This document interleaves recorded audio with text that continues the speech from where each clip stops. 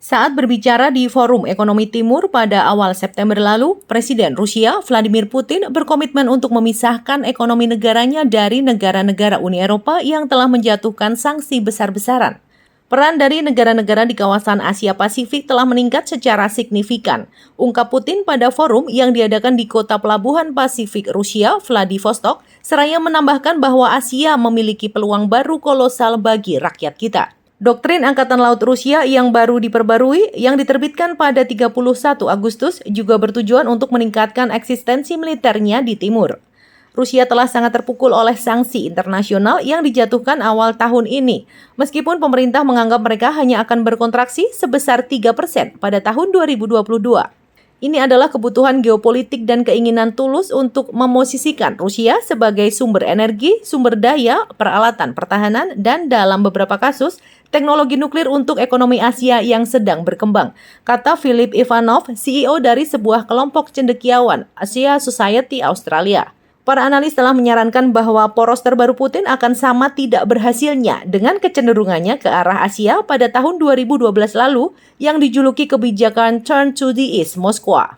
Saya menyebut kegagalan lainnya karena sekali lagi Rusia tidak memiliki banyak hal untuk ditawarkan kepada kawasan ini secara strategis atau ekonomi, kata Joshua Kurlanzik, peneliti senior untuk Asia Tenggara di Council of Foreign Relations.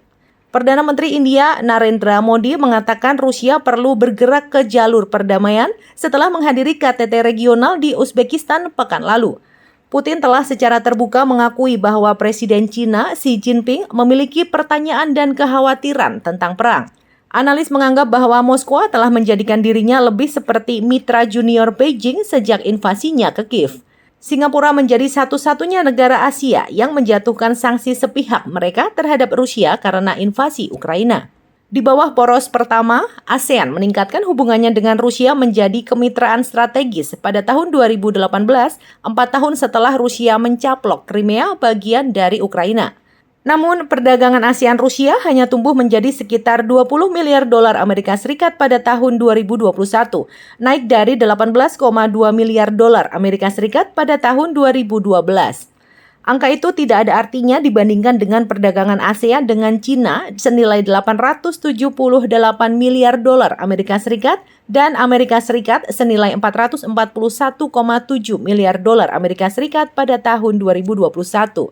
Perdagangan ASEAN dengan Taiwan bernilai hampir 4 kali lipat dibandingkan dengan Rusia.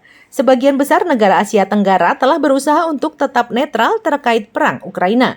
Menurut Frederick Lim, seorang peneliti dan dosen di S. Rajaratnam School of International Studies di Singapura, tidak ada anggota ASEAN yang melihat masa depan ekonomi mereka dengan Rusia, kecuali Myanmar di bawah kuasa junta militer.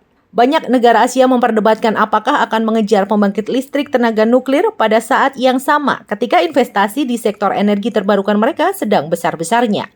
Pada Juli lalu, pemerintah Indonesia mengatakan sedang mempertimbangkan tawaran Rusia untuk mengembangkan pembangkit listrik tenaga nuklir. Pada bulan yang sama, Nova Wind, anak perusahaan raksasa energi Rusia, Rosatom, menandatangani kesepakatan dengan Vietnam untuk mengembangkan ladang angin 128 MW, proyek luar negeri pertama mereka.